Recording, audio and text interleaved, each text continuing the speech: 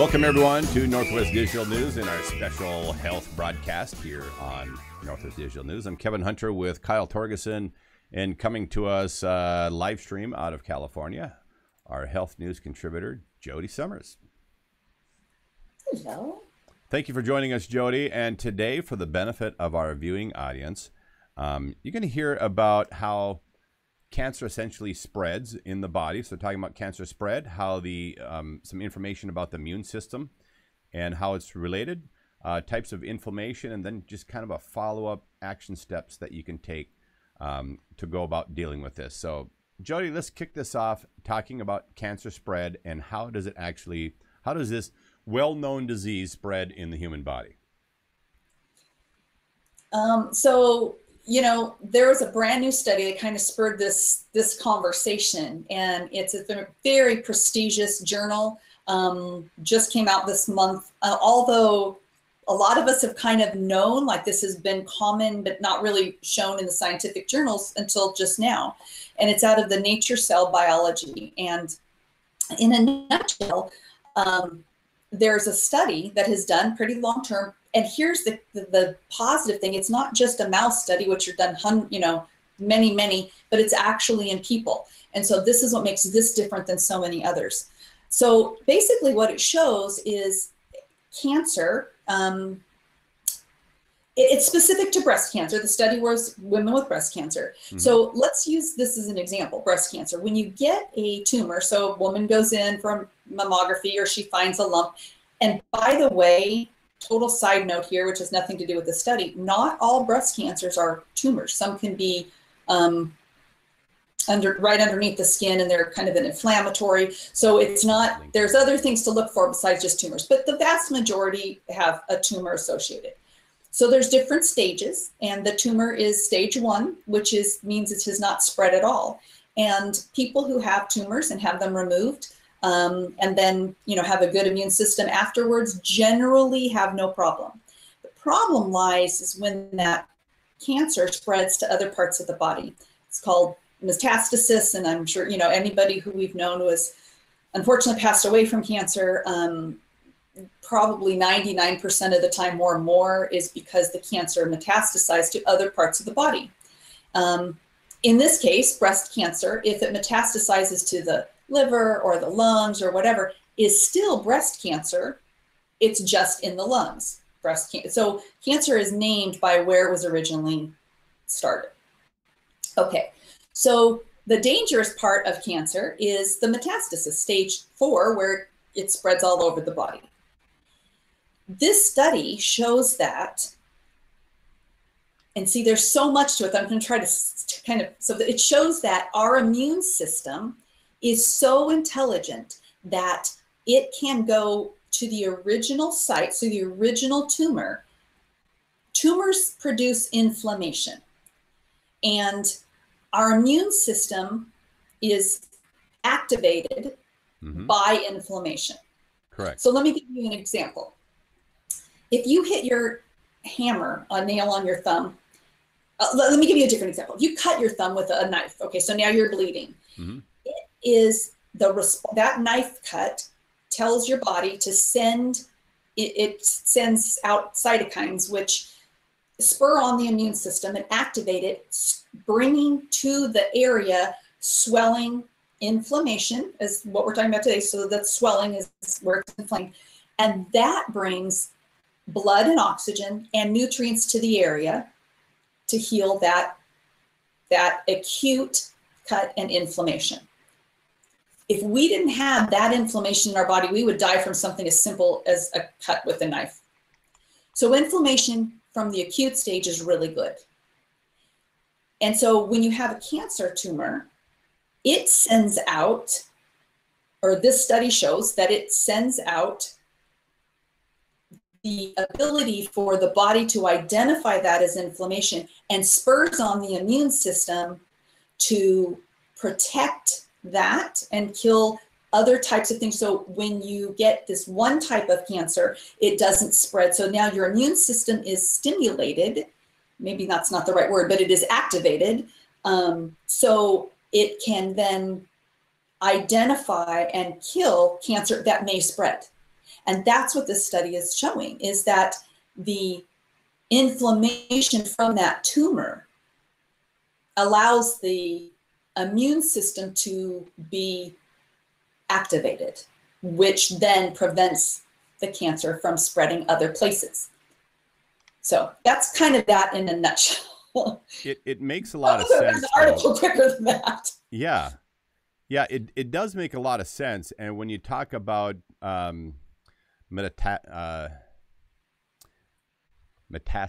cancer, well, that's quite a mouthful, isn't it? But when you talk about that, and to your point, what you mentioned earlier, cancer cells break away from where they're first formed, travel through the blood or the lymph system. I had actually both parents. My father passed away at a relatively young age. When I say relatively young age, 62. And then my mother died at age 77, both cancer situations. And so when you're talking about when cancer metastasizes, it's amazing how rapidly the cells start to grow. And the issue with inflammation, like my mother went through a situation to where she was a very tiny, petite person, to all of a sudden having this growth that literally like in a week and a half time went to like nearly the size of a basketball. You know, she was 77 years old and looked like in a week and a half or 2 weeks time went to like 8 months pregnant. It's crazy. Yeah, our immune system, so cancer is literally a failure of the immune system to either identify and or kill the cancer cells. And that's why, you know, our immune system is so important. So let's just go back to the inflammation. And, you know, we've talked about this before, but in case somebody didn't see it, I'm going to bring it up again. There's two different kinds of inflammation.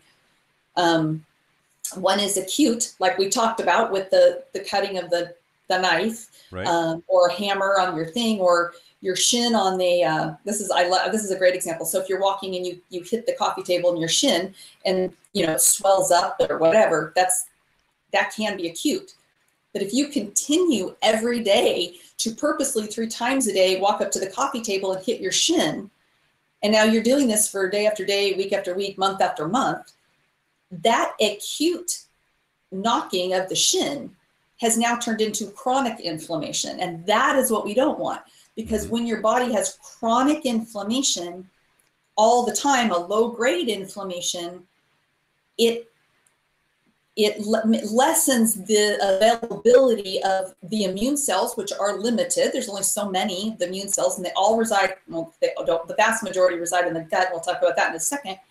But if they're always being used for something else, then when you really need them for something like cancer, then there's not as many of it, you know, it doesn't work as well.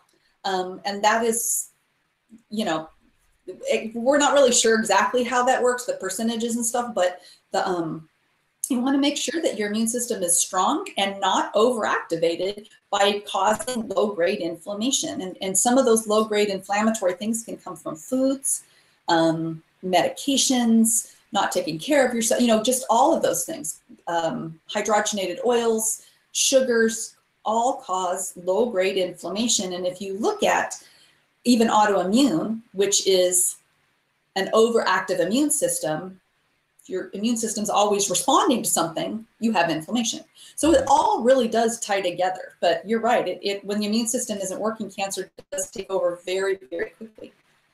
I want to take a short step back for just a moment and remind our viewers that we have done a number of shows with you, Jody, that have talked about quality carbs versus low quality carbs, quality fats versus low quality fats,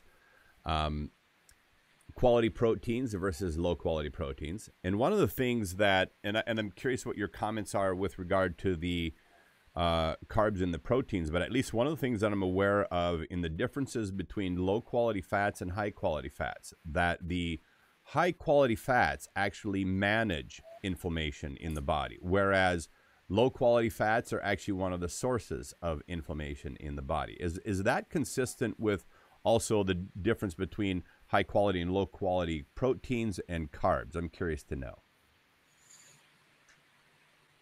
Yes, that would be true, because a low quality carb could be things like refined sugar and processed foods and all of those types of things, which cause inflammation, which cause, a low grade immune response. Mm-hmm.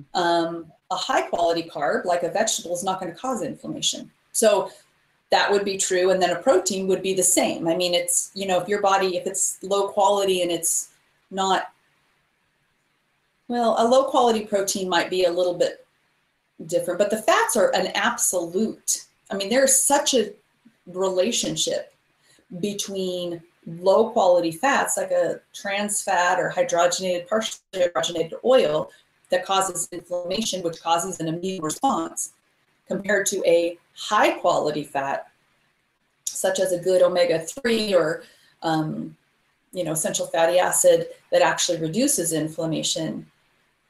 Well, I was telling you guys right before we went on, I was in a car accident last week and I have a slight concussion. And one of the things I have done at least 4 times a day since then is take some good essential fatty acids to reduce the inflammation. And that's been part of my protocol this whole week of, getting that swelling down by using healthy fats. I mean, it's just, I did many other things too, but it was the first thing I did when I got home. It was the first thing I did. I walked in the door, opened my refrigerator, and took some healthy fats. Fantastic. We had a little conversation about this beforehand, but to give our viewers a heads up on this, is we are going to dedicate a show to proper personal care following an accident, and this was brought front and center by Jody's situation. I'm assuming how many days ago was this that you were broadsided? It'll be a week tomorrow. A week tomorrow. Well, you look like you're doing great. I was very concerned when I saw your first message, not because I didn't know whether you're going to be available for the show or not, but just about your well-being. Sure. And glad to see you doing as well as you are right now. And obviously, you taking the steps and knowing what you know about inflammation and that sort of thing was a huge boost. I mean, a huge benefit to you. Can we talk about some of the action steps? So, people understand a little bit how cancer can spread, how the immune system can actually work against you, and the types of inflammation. So you talked about acute inflammation being something that happens from a one-time incident and your body essentially deals with it, and chronic inflammation, which is what actually a lot of people are dealing with these days. I mean, I can't even begin to tell you how many friends I have that, because of various health complications they get to the end of the day, they can hardly walk, they can hardly tie their shoes, just sitting or doing anything almost, they're uncomfortable and in pain. This is all inflammation that's occurring in the body. What are some of the action steps that people can actually take in dealing with those chronic forms and of course the acute forms, but the chronic forms being the real danger sign? What are some action steps? Everything has to do with diet and lifestyle. I mean, I won't say that there are some medications that you can do from a diet and lifestyle standpoint. Mm-hmm. Getting a good hydration would probably be way up there in the top 3. Making sure your body gets approximately half the body weight in ounces. For example, if somebody's 160 pounds, mm-hmm. half of that is 80, that would be 80 ounces a day of hydration. Mm-hmm. Dehydration causes inflammation. And I oftentimes will have people who have lower back pain, and the very simple step of just making sure they're getting enough hydration sometimes makes just that go away, because oftentimes it'll show up in the lower back. So good hydration, good, healthy, clean water, healthy fats, putting the hydrogenated oils are probably one of the most dangerous things you can do for your health all around, and they make you feel terrible. Mm-hmm. And then eating gluten would be another one of those. Oftentimes, not everybody, but many, many people have inflammation because of gluten. They have digestive issues then, which can transfer to joint pain and that kind of thing. Mm-hmm. And you want to make sure that your body has a very rich nutrient stores to draw on, because that is what actually helps reduce that inflammation. So the other thing too would be managing your stress, deep Mm-hmm. breathing, walking, getting out in the sunshine, yoga, that kind of thing, and good, healthy sleep. I would love to do one of these on how to get a good night's restorative sleep, because your body heals when it's asleep. And that's, for cancer, for anything, it's again, one of the top things. They're all top things. I want to go back to hydration and drinking enough water. And this is actually a piece of feedback and comments that I've heard from some people who are regular consumers of every kind of beverage imaginable other than water. And the thing that people have said to me as to why they weren't drinking water was simply to say that water makes me sick. I only drink, even a few ounces, 4 ounces, 6 ounces, whatever of water, and I immediately feel sick. Now, one of my thoughts on this is that I drink water regularly throughout the day.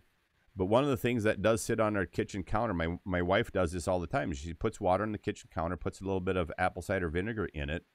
And that is the most common source of water that I have throughout the day, is sipping that water with a little bit of apple cider vinegar in it. Would that help somebody who says water is upsetting their stomach? 100% yes. It is that little bit. I will raise my hand to say I don't drink plain water. Mm-hmm. I always drink it with a little bit of lemon, maybe some fruit in the water, just enough to cut that watery. And I have filtered water. It's not like I drink tap water, but I don't like it either. So like the little bit of apple cider vinegar, not only does that change the taste and you drink more, but it also then helps it absorb better. It just, all of that is good. So drinking plain water, if you don't like it, and some people love it, which is fine.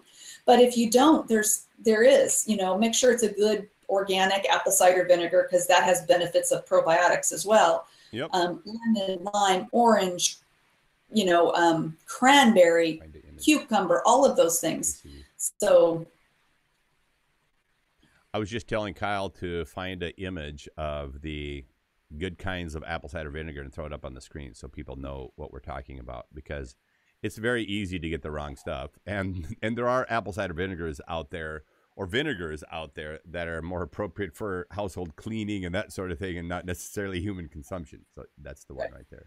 Even, if you want to make a big pot, and I do this often, I haven't done it for a while. I was thinking about it just the other day, a big pot of like sun tea that's green or organic, and then have that, even with a drop or two of stevia for a change.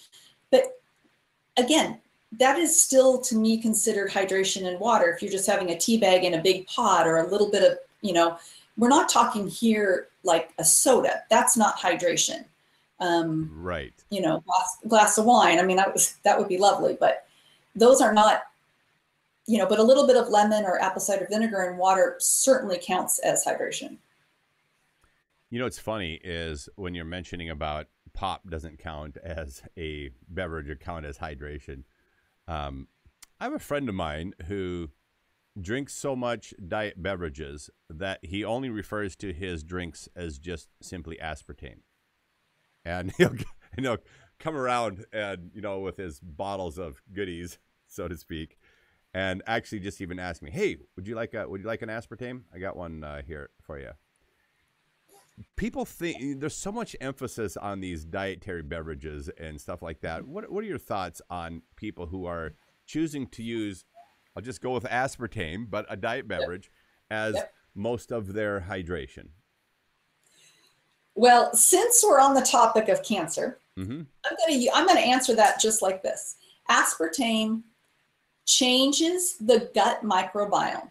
And there, I can give you a study from a prestigious journal of Nature that shows exactly how that works. Mm-hmm. Wells are located in that microbiome. Mm-hmm. Now, if you're trying to protect yourself against cancer, you want the microbiome to be as healthy and as it can be to then be able to be activated in the right way. When you're daily, day after day, several times a day, week after week, month after month, damaging the microbiome by choosing on purpose something that is unhealthy, it's a choice we can change. Why would we do that when we know that that microbiome is directly or indirectly, I should say, not everybody who drinks Diet Coke is going to get cancer, but not everybody who smokes is going to get cancer either. But that doesn't mean there's not a relationship there. If you're interested in real health, don't drink those. Okay, I want to share, Kyle has put in the background here, Bragg's Organic, raw, unfiltered, apple cider vinegar with the mother, unpasteurized. It needs to say all of that, and that's what you're looking for to add into your water. So if water's upsetting your stomach, and as Jody has pointed out, that hydration is in the top of the action steps that you can take to avoid or manage inflammation. A good night's rest. Oh my gosh, that is so, so important. And then I think about stress too. I mean, you threw a few different ideas out there about how somebody can de-stress. And some people are going to have different mechanisms. And interestingly enough, in many cases, the de-stressor is something that relates to something in the comfort zone that each of us have. And so, you talked about yoga or going for a walk or all those sorts of things, and they're all really great strategies. But if somebody was to say, I don't know yoga, I'm not very good at going out for a walk, if they're just going to find all the reasons how they can't de-stress, well, that's one thing. So then I just simply offer to them and say, hey, if there's something you really enjoy doing and it allows your brain to kind of go a little bit in neutral and stop worrying about all the stressors and everything else going on in the world around you, go and do it. Whatever it is, go and do it, relax, and get away from the nonsense of the day. We had a Dr. Razavi here on the show, was it a week ago or a week and a half ago? And he was here from a sleep clinic. And he was talking about, he was actually a neurologist before he got into helping people with sleep.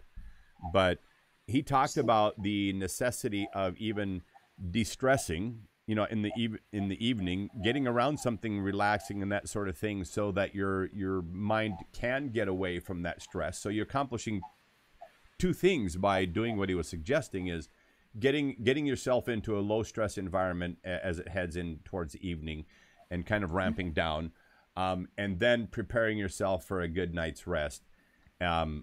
Really, really important stuff. But he gave a number of, and I won't attempt to do that now, but he gave a number of things, health-related complications that just come out of not sleeping properly. So you're dead on the mic. Kyle, you got a thought? No, just to piggyback on that, he did point out one way to distress, or one way to think about the stress. He said, pick a time way before you go to bed, but pick a certain time where you think about all the stuff that's stressing you out and just get it out of your system. Pick a time of the day. Okay, that seems like a 4:30 today. I'm going to think about everything stressing me out. Think about it. Get it out of your system. Mm-hmm. So that's what he recommended. Interesting. Very interesting. There's Jody, what are some of the things that you do personally for stress? I know you're a big yoga addict. Besides yoga, what are the other things that you do? The whole accident thing, the hardest part is not being able to go to yoga, because I've been on yoga ban for another week. Following your accident. Stressful enough. Yeah. Following your accident, you're banned from yoga, is what you're saying. Gotcha. Yes. The doctor said no yoga. But and I've been doing this since I've been a little girl, and I didn't even know that it was stress reducing. But every single night, without fail, my entire life, I take a bath before I go to bed. I don't care if I come in from traveling and it's 12:30. I want to say I have probably missed 20 baths in my life. And not when I travel. I'm not going to take a bath in a hotel room. That's exclusion.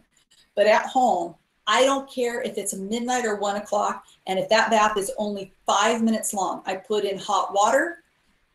I sit in there for a few minutes. I wash my face, and then I get out. That washing my feet, my face, even if it's for a few minutes, really helps me.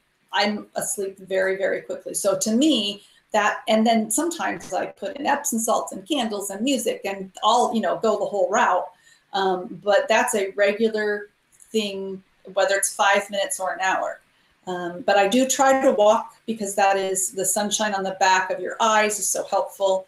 Regularly, I try to walk regularly. I do go to yoga. I don't try to drink before I go to bed. So if I know I'm going to bed, I won't, if I'm out with friends or whatever, I won't drink in the evening if I have to go to bed early. Gosh, I'm trying to think. All of those things. I try to make a cognizant effort of, is this just stressful? And I don't put myself in situations that I don't like to. And one thing that I've learned as I got older, which has nothing to do with health, but what other people think of me is none of my business. And that has freed me up so much about worrying what other people think. It's not my business to worry about what they think. Totally dead on the money. Did you hear that, Kyle? Can you say that again for everybody's benefit in our viewing audience as well? Say that again. What other people think of me is none of my business. So dead on the money. And that, when you talk about ways to de-stress yourself, I've probably shared this story with you before, Jody, because we've had a chance to travel different places together over the years and connected at various business venues, around the United States and that sort of thing. So we've had a lot of conversation. I've maybe shared this story with you, but that is so dead on the money. And when people sometimes have commented about this happy-go-lucky lifestyle I have, that is actually what you just said is such a big piece of my low-stress, happy life that it's just amazing. So anyway, several years ago, my friend Tom and I were in an office in a large corporation in Michigan, as Guardian Industries, and there was this gal there who loved to berate she would tell us everything that was wrong with everybody else in the office, and then of course when we're gone, I'm sure she was doing the same thing to them, to us with them. So she was just always railing on, ranting on somebody. And so on this particular day, Tom and I are in the office by ourselves. Everybody has left except for Carolyn, who's sitting at the desk. And Carolyn is just going on and on and on and on, to the point, I'm pretty good at ignoring that kind of stuff, but to the point that is becoming a distraction to our work.